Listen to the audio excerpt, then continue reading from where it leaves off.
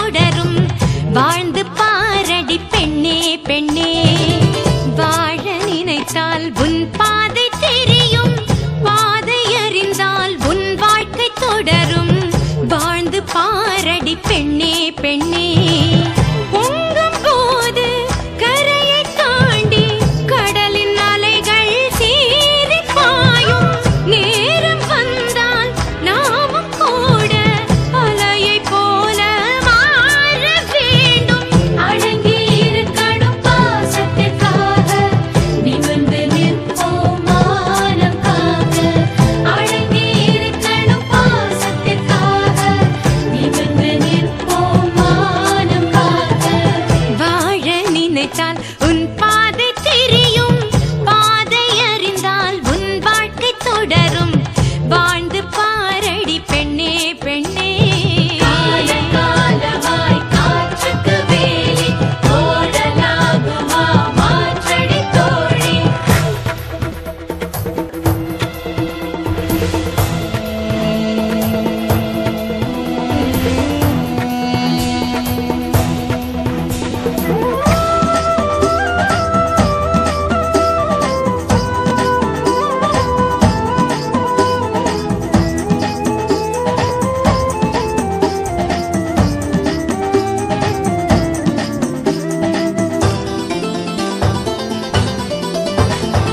பெண்களின் இதயம் அன்பின் ஊற்று கண்களின் வழியே அன்பை காட்டு தோளின் மீது ஏறும் சுமைகள் யாவும் தாங்கும் பலம் வருமே ஒவ்வொரு உறவும் உன்னை ஏற்று உன் வழி நடந்திடும் பண்பை ஊட்டு வாழும் வாழ்க்கை வேதமாகும் வானம் பூமி வசப்படுமே உண்மையும் பெண்மையும் தோற்பதில்லை தோற்கும் போது அதை எதிர்த்திட நீ உண்மையும் பெண்மையும் தோற்பதில்லை தோற்கும் போது அதை எதிர்த்திட நீ பாபம் பார்த்தால் நியாயமில்லை பூவும் உள்ளாக மாற வேண்டும் அடங்கி இருக்கணும் பாசத்திற்காக நிமிர்ந்து நிற்போம் மானம் காக்க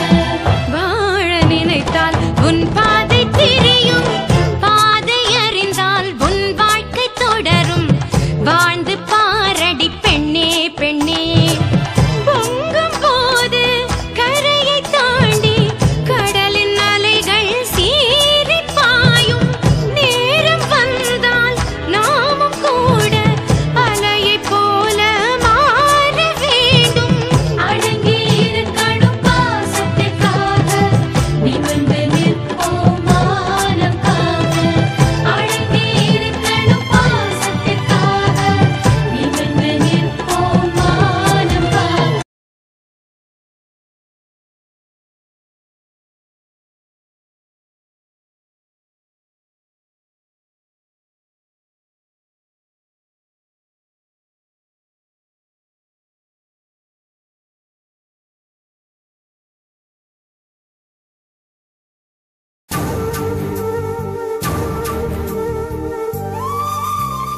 என்ன எதுக்கு இங்க வந்த என்ன காரணத்துக்காக இங்க தங்கி இருக்கிறேன்னு கேட்டா ரொம்ப லா பாயிண்டா பேசுற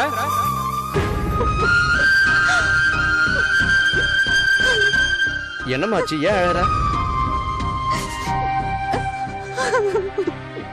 இப்படி எத்தனை பேர் கிளம்பி இருக்கிறீங்க எவனா ஒருத்தவன மிரட்டினா போய் போலீஸ்ல புகார் கொடு ஆசிரமத்துல எங்கனா போய் தங்கு ஹாஸ்டல்ல போய் தங்கு இல்லனா யாராவது வீட்டுக்கு போ இங்க வந்து தங்கி வீணா எங்களுக்கு எதுக்கு பிரச்சனை உண்டாக்குற என்னாச்சு ஏன் அழறன்னு கேக்குறேன் நான் தனியா இருந்தப்ப ஒண்ணு அழுதுட்டு சொல்லு இல்ல சொல்லிட்டு அழுவ என்னாச்சு உனக்கு நான் வீட்டுல தனியா இருந்தப்ப ஒருத்தன் வந்து நீ எதுக்கு இங்க தங்கி இருக்க வெளியே போடின்னு என்கிட்ட சொன்னான் ரொம்ப கேவலமா பேசிட்டான் எவன் உன்னை அந்த மாதிரி சொன்னது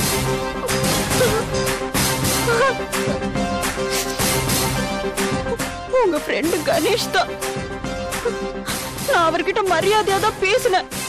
ஆனா அவர் என்ன மரியாதை இல்லாம போடி வாடின்னு எல்லாம் சொல்லிட்டான். ஃப்ராடுங்கிறான், சனியங்கிறான், மென்டல்ங்கிறான், தப்பான பொண்ணுங்கிறான்.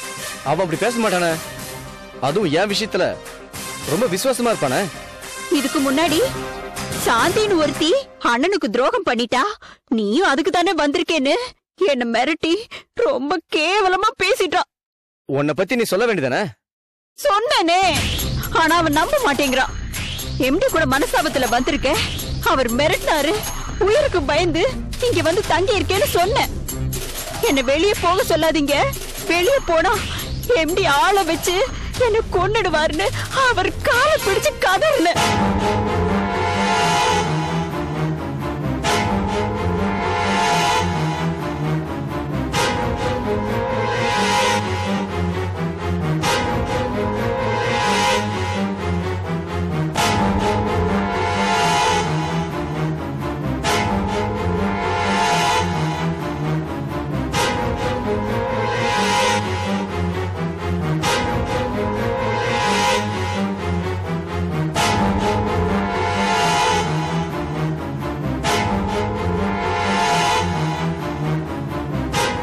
நீ எனக்கு போன் பண்ண வேண்டியதானே? போனை எடுத்தேன், ஆனா புடுங்கி தூக்கி போட்டுட்டான். நல்ல வேளை போனுக்கு ஒண்ணும் ஆகல. பேட்ரிக் சார் வரட்டும், அவர்கிட்ட சொல்லிட்டு போறேன்னு. இல்லைன்னா தப்பா நினைப்பாருன்னு சொன்னேன். ஆனா அவன் அதுக்கும் அசையல. அப்புறம் என்னாச்சு? கடைசியில அவன் என் கைய புடிச்சு வம்பு பண்ண ஆரம்பிச்சிட்டான். சத்தம் போட்டு அழுத. உடனே பயந்து ஓடிட்டான். ராஸ்கல், அவன் இப்படி பண்ணுவான்னு நான் நினைச்சு கூட பார்க்கல. அவன் வரட்டும், இன்னைக்கு 2-1 பாத்துறேன். வேண்டாம் சார், உங்களையும் அவனையும் பிரிச்ச பாவம் எனக்கு வேண்டாம். சாகணும்னு விதி இருந்தா நான் செத்து போயிடுறேன். அதுக்காக நீயா சாவணும்? அந்த நன்றி கேட்டவன் வரட்டும். அதுக்காக நீங்க அவர்கிட்ட கோவமா பேச வேண்டாம். இனிமே வீட்டு பக்கம் வராதேன்னு சொல்ல வேண்டாம். பாவம், ஏதோ தெரியாம சொல்லிட்டாரு. ஆனா என்ன அவர் அவமானப்படுத்துறது கூட எனக்கு பெருசா தெரியல. ஆனா உங்களை பத்தி ரொம்ப மோசமா சொன்னதுதான் என்னால தாங்கவே முடியல. என்ன சொன்ன? மறைக்காம சொல்லு. சொல்றேன். சொல்லு. வேணாம், நீங்க கேட்டா அவரை வெறுத்துருவீங்க. சொல்ல மாட்டேன், ப்ளீஸ். ஒழுங்கா உண்மையை சொல்லு. பேட்ரிக் ஒரு பொண்ணு கடைக்குள்ள குடுக்கறாருன்னா காரணம் இல்லாம கொடுக்க மாட்டாரு. தண்ணிய போட்டுட்டு வந்தா உன் லைஃபையே நாசம் பண்ணிடுவாருன்னு சொன்னா. ஐயோ பையன் அப்படியே சொன்னா? காரணம் இல்லாம பேட்ரிக் உதவுறதுக்கு தலையெழுத்தா?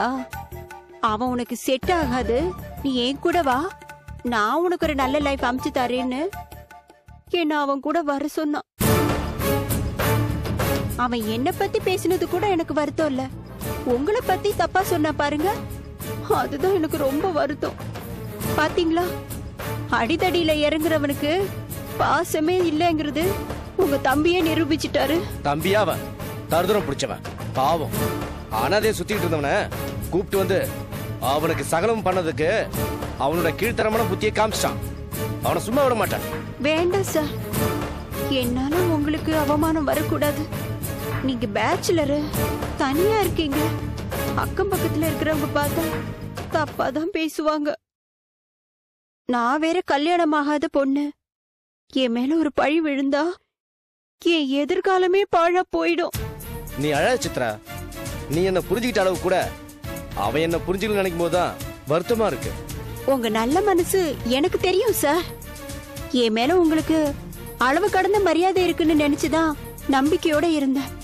ஆனா உங்க தம்பியே இப்படி தப்பா பேசுனதை நினைக்கும் போதுதான் மனசுக்கு ரொம்ப கஷ்டமா இருந்தது. என் தம்பின்னு மறுபடியும் சொல்லாத சித்ரா. அவன் மட்டும் என் கையில கிடைச்சான், இன்னைக்கு சாட்டின் தான் அவன். நீங்க அவசரப்பட்டு எந்த முடிவுக்கும் போயிடாதீங்க. நீங்க அவர்கிட்ட தகராறு பண்ணா அவன் போய் எம்டி கிட்ட சொல்லட்டும். எப்படின்னா என்ன பயமா? நீ என் கஸ்டடியில இருக்கிறது அவனுக்கு தெரிஞ்சா உன்னை தொந்தரவு பண்ணவே மாட்டான். அதை பத்தி நீ கவலைப்படாத. கணேஷ் எதுவும் கோவத்துல உங்களை ஏதாவது பண்ணிட்டானா? அவன் நான் பார்த்து வளர்ந்த பையன், என்கிட்ட மோத மாட்டான். மோதிட்டா உயிரோட விட்டுருவனா என்ன? அவனை ரொம்ப நல்லவன் நம்பி இருந்தேன். அழகான பொண்ணை பார்த்ததும் அவனுக்கு ஆசை வந்துருச்சு. அதான் இப்படி புத்தி பேதலிச்சு இப்படி எல்லாம் பேச ஆரம்பிச்சிட்டான். அவனுக்கு சரியான பாடம் கத்து கொடுக்குறேன். சார், என்னால உங்களுக்கு எந்த பிரச்சனையும் வர வேண்டாம். என் தலையெழுத்து பொண்ணா பிறந்தாலே பாவம் சார். யாராவது ஒருத்தரை டிபெண்ட் பண்ணி தான் வாழ வேண்டி இருக்கு. தனியா சுதந்திரமா ஒரு பொண்ணு இந்த உலகத்துல வாழவே முடியாது சார். சித்ரா, நீ படிச்ச பொண்ணு, இந்த மாதிரி எல்லாம் பேசக்கூடாது.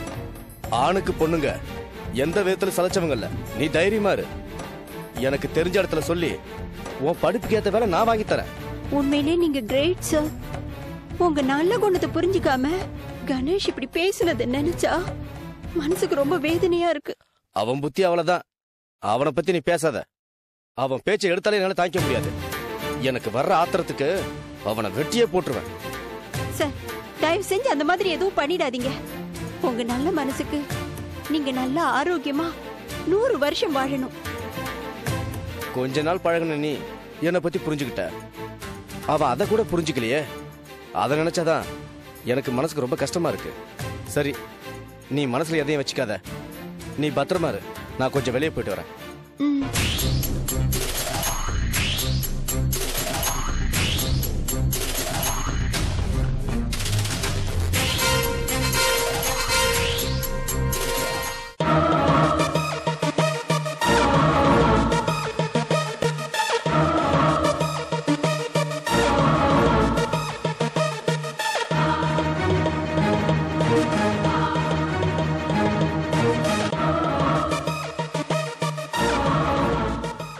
வா கார்த்திக். என்ன சார், ஏதோ முக்கியமான விஷயம் பேசணும் வர சொன்னீங்களா? சித்ரா உங்ககிட்ட ஏதாவது சொன்னாலா? எதை பத்தி சார்? நான் உன்னை கேள்வி கேட்டு நீ தான் எனக்கு பதில் சொல்லணும். திருப்பி என்னையே கேள்வி கேட்காத. என்ன சார் நீங்க? நான் இப்ப என்ன கேட்டுட்டேன்? ஏன் இவ்வளவு கோவப்படுறீங்க? சித்ரா ஏதாவது சொன்னாலும் கேட்டீங்க, இல்லன்னு சொன்னேன். இதுல என்ன சார் தப்பு இருக்கு? உன் தப்பு எதுவும் இல்ல. நீ நடந்துக்கிறது பேசுறது எல்லாமே சரிதான். தப்பு பூரா என்னோட இதுதான். சார், எதுவா இருந்தாலும் நேரடியா பேசுங்க சார். இப்படி மனசுக்குள்ள ஒண்ணு வச்சுக்கிட்டு வெளியில ஒண்ணு பேசாதீங்க சார். ஓஹோ, கோவம் வருதா? தப்பு இல்ல. ஆனா வர கோவத்துல ஒரு அர்த்தம் இருக்கணும். சார், என்ன எதுன்னு விஷயத்த சொல்லாம ஏன் சார் இப்படி குழப்புறீங்க? நான் குழப்பல கார்த்தி, குழம்பு போய் கிடக்குறேன். உன்னை பொறுத்த வரைக்கும் ராம ஆண்டான்னா ராவண ஆண்டான்னா. சரிங்க சார், நான் கிளம்புறேன் சார். நில்லு கார்த்தி, எதுக்கு வர சொன்னா? நீ பாட்டு கிளம்புறன்ற அவ்வளவுதான் மரியாதையா? வர வர உன் போக்கே சரியில்லை. பின்ன என்னங்க சார், நானும் வந்ததுல இருந்து பாக்குறேன். எதுக்கு வர சொன்னு சொல்லாம பொடி வச்சே பேசிட்டு இருக்கீங்க. நான் பொடி வச்சு பேசுறதை மட்டும் நல்லா புரிஞ்சுக்க. உன்னால அடுத்தவன் எனக்கு வெடி வைக்க ஆரம்பிச்சிட்டான். வெடிச்சா சாக போறது நான் மட்டும் இல்ல, நீ, நான், சித்ரா எல்லாரும் தான். குண்டோட போய் உக்காந்துட்டு களி தின்ன வேண்டியதுதான். சார், இப்போ உங்களுக்கு யார் சார் பிரச்சனை பண்றது? உன் மச்சான். சார், நான் உங்ககிட்ட வேலை பார்க்குற டிரைவர் தான். அதுக்காக வாய்க்கு வந்தபடிலாம் கேவலமா பேசாதீங்க. நானும் சோத்துல உப்பு போட்டு தான் சாப்பிடுறேன். எனக்கும் சூடு சொரணெல்லாம் இருக்கு. சூடு சொரணம் இருந்து என்ன பிரயோஜனம்? புத்தி இல்லையே. இப்ப நான் என்ன புத்தி இல்லாம நடந்துக்கிறேன்னு இவ்வளவு டென்ஷனா பேசுறீங்க? எல்லாம் வாழ்க்கையே கேள்வி மட்டும் கேளு. ஆனா என்ன பண்றேன்னு யோசிச்சு மட்டும் பண்ணாத. ஒரு வேலையை பண்ண சொன்னதுக்கு போட்டோகிராஃபர்னு ஒருத்தனை சாட்சி வச்சுக்கிட்டு செஞ்சு இல்ல, அதனால வந்த வேலைதான் இது. நான் அனுபவிக்க வேண்டியதாயிடுச்சு. சார், சும்மா அதையே சொல்லி சொல்லி குத்தி காட்டு இருக்காதுங்க சார். ஆனா வேணும் நான் செஞ்சேன். இப்படியெல்லாம் நடக்கும்னு தெரிஞ்சா செஞ்சேன். நீங்க நம்பணும்னு அப்படி செஞ்சேன் சார். உங்க துரதிருஷ்டம் இப்படி ஆயிடுச்சு. அதுக்கு நான் என்ன சார் பண்ண முடியும்? என்னது ஏன் துரதிருஷ்டமா? நல்லா இருக்காரு, நீ பேசுறது ரொம்ப நல்லா இருக்கு. அதிர்ஷ்டம் வந்தா நம்ம அதிர்ஷ்டம் எல்லாரும் பேசுவீங்க. துரதிருஷ்டம்னா நான் மட்டும் பங்கு எடுத்துக்கணுமா? ஏன் சார், ஏதோ சொத்த பங்கு போடுற மாதிரி அதிர்ஷ்டம் துரதிருஷ்டத்தை பங்கு போட சொல்றீங்க? பின்ன நாம பண்ற காரியத்துல உனக்கு, எனக்கு, சித்ரா 3 பேருக்கு பங்கு இருக்கு. இதுல பிரச்சனை இருந்தா ஒருத்தர் விட்டுட்டு ஒதுங்கி போறது அநாகரிகம். சார், பிரச்சனையை பார்த்து நான் ஒதுங்கல சார். நீங்க தான் என்ன தனியா ஒதுக்க பாக்குறீங்க. ஓஹோ, அப்ப என் மேல நம்பிக்கை இல்லைன்னு சொல்றியா? சொல்லு கார்த்தி, என் மேல நம்பிக்கை இல்லையா? சார், உங்க மேல எனக்கு நம்பிக்கை இருக்கு சார். ஆனா சித்ரா மேல நம்பிக்கை இல்ல. அவ நேரத்துக்கு ஏத்த மாதிரி என்ன வேணா பண்ணுவா. Stop it Karthi. சித்ரா பத்தி என்கிட்ட எந்த குறையும் சொல்லாத. அதானே, அவளை பத்தி குறை சொன்னா உடனே உங்களுக்கு ஒத்துக்காத. என்ன பண்றது, அந்த அளவுக்கு உங்களை மயக்கி வச்சிருக்கா. நீங்களும் மயங்கி கிடைக்கிறீங்க. நான் அவகிட்ட மயங்கி கிடக்குறேன்னா இல்ல அவன் மயக்கி வச்சிருக்காளோ, அது உனக்கு தேவையில்லாத விஷயம். எனக்கு சித்ரா ரொம்ப முக்கியம், அதுக்கப்புறம் தான் நீ. சார், அப்ப சித்ரா மட்டும் கூட வச்சுக்கோங்க. ஏன் உதவி உங்களுக்கு தேவைப்படாது. அதனால என்னை விட்டுடுங்க, நான் போயிடுறேன். போயிடுறேன்னா எங்க போற? எங்கேயாவது போறேன் சார். மரியாதை இல்லாத இடத்துல இருக்கிறத விட என் சொந்த ஊருக்கு போயிடுறேன். சொந்த ஊர் போய் என்ன பண்ண போற? மாடு மேய்க்க போறியா? இங்க இருந்துகிட்டு உங்ககிட்ட சித்ரா கிட்ட அவமானப்படுறத விட அது எவ்வளவு பெட்டர் சார். நான் யாரை நம்பியும் பிறக்கல. எல்லாமே எனக்கு தானா வரும். என்ன நம்பிதான் நீ இருக்க, உன் நம்பி நான் கிடையாது. அதை புரிஞ்சுக்க. சாரி சார், ஏதோ ஒரு எமோஷனல்ல பேசிட்டேன்.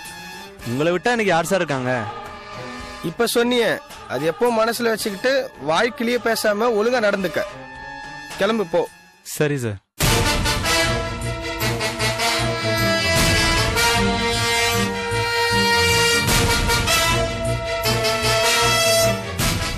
நான் ஒண்ணு பேச கூப்பிட்டா டாபிக் மாத்தி என்னென்ன பேசுறானே இவன்.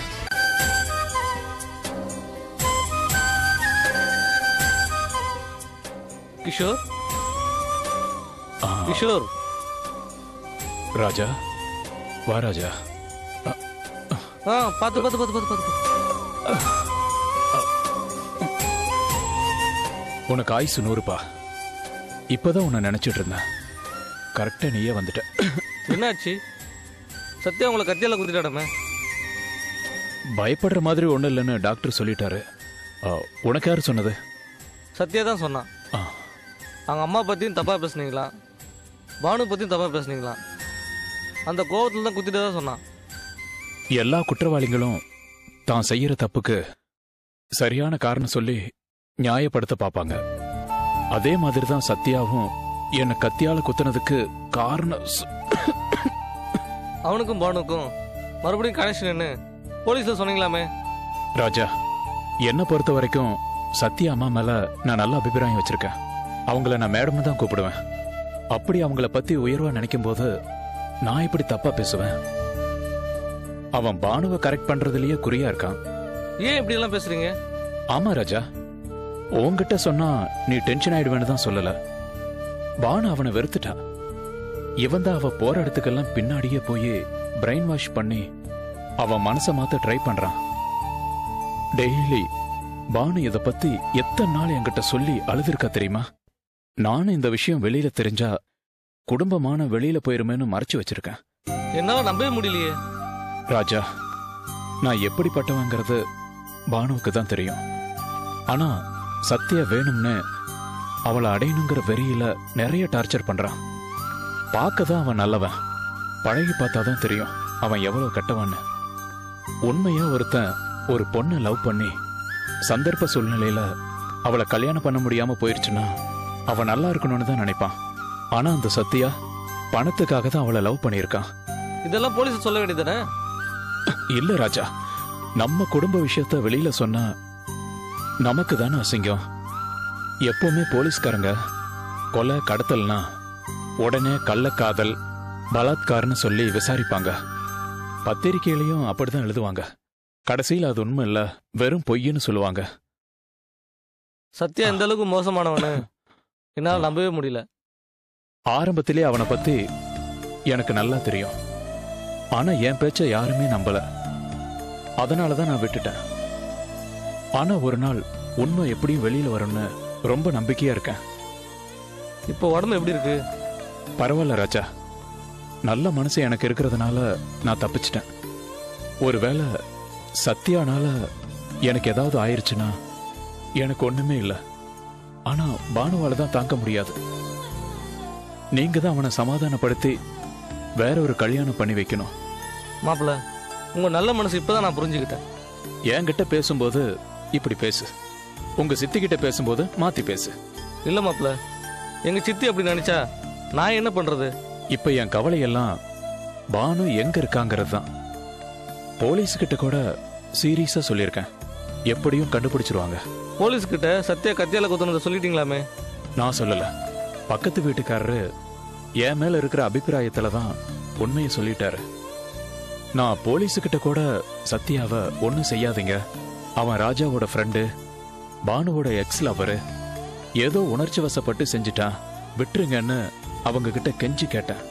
என்ன மாப்பிள்ள, பெரிய மகான் மாதிரி பேசுறீங்க? பெரிய வார்த்தையெல்லாம் சொல்லாத ராஜா, நான் சாதாரண மனுஷன். தயவு செஞ்சு இங்க நடந்த விஷயத்த மத்தவங்க கிட்ட சொல்லிடாத. மலையேற போனாலும் மச்சான் தைரியம் வேணும்னு சொல்லுவாங்க. அதனாலதான் நான் உங்ககிட்ட சொல்றேன். பானு எப்படியும் கிடைச்சிடுவா. அவன் வந்த பின்னாடி அவகிட்ட கேட்டா உண்மை என்னன்னு தெரிஞ்சிடும். அதுக்கப்புறம் சத்யாவை நான் பாத்துக்கிறேன். ஏன் ராஜா, சத்யா ஒருவேளை பானுவை கடத்தி இருப்பானோ?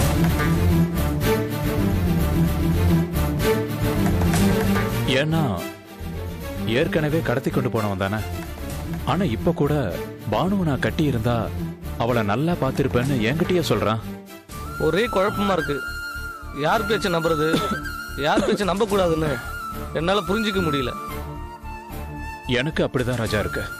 அதுவும் இப்ப பானு போனதுல இருந்து மனசு உடம்பு எதுவுமே சரியில்லை. கவலைப்படாதீங்க மாப்பிள்ள. மற்றவங்க பேச்சு கேட்டு நீங்களும் மனசு மாறிடாதீங்க. பானு வந்ததுக்கு அப்புறம் நடந்ததெல்லாம் மறந்துட்டு நல்ல வாழ்க்கை வாழ பாருங்க. சரி ராஜா, நீ என்கிட்ட பேசும்போது இளக்காரமா பேசிட்டு உங்க சித்திகிட்ட பேசும்போது உள்டாவா பேசி என்னை கஷ்டப்படுத்தாத. அப்புறம் அவங்க வேற வீட்டுக்கு வந்து ரவுடித்தனத்தை காட்டுவாங்க. இல்ல மாப்பிள்ள, சித்தி அடிதடி பஞ்சாயத்து பிரச்சனைக்கு தான் எல்லாரையும் விசாரிப்பாங்க. அது ரவுடித்தனம் காட்டுறவங்க கிட்ட போய் காட்ட சொல்லு.